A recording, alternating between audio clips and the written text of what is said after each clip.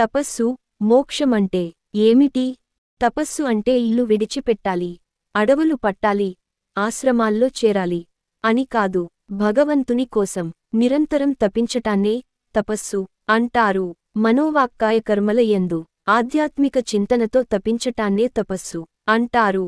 నిత్యకృత్యాలు నెరవేరుస్తున్న భగవంతునితో అనుసంధానం అయి ఉండే కార్యాచరణను కావించటాన్నే తపస్సు అంటారు. ఈ విధంగా ప్రతి మానవుడు పారమార్థిక ఆత్మనిగ్రహ ప్రయత్నాన్ని ఒక్కొక్క తపస్సుగా గ్రహిస్తాడు. అట్లా తపస్సు చేయటం వలన మల విక్షేప ఆవరణలు అనే త్రివిధ దోషాలు తొలగిపోతాయి.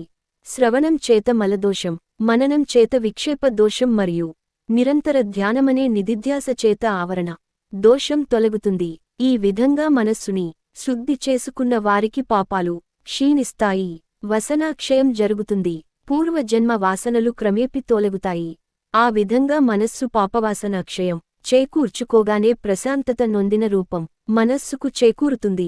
శారీరకమైన ఆవేదనల్ని, ఇంద్రియలోలత్వాన్ని బుద్ధిపూర్వకంగా నిగ్రహించుకోవటం వలన మానవునికి ప్రశాంతత ఏర్పడుతుంది. కాన శారీరకంగానూ మానసికంగానూ తపస్సనేదనాన్ని పొందాలి.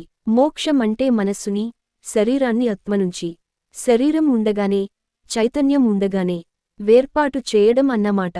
మోక్షం అంటే మరణించిన తర్వాత పొందేది కాదు, బ్రతికి ఉండగానే ఆత్మతో జీవించగలిగేటట్లు, సాధనలో సాధ్యమయ్యేటట్లు చేసుకోవటమే కాని మరొకటి కాదు. అదే మోక్షం. లోకంలో తానే గొప్పవాడినని గర్వించే గుణం ఉండరాదు. అహింస, క్షమాగుణం, మాటలో సరళత, శ్రద్ధతో పెద్దలను పూజించుట, గౌరవించుట, స్థిరబుద్ధి, మనసు, ఇంద్రియ నిగ్రహం వంటి లక్షణాలున్నవాడే తపోనిష్ఠుడు.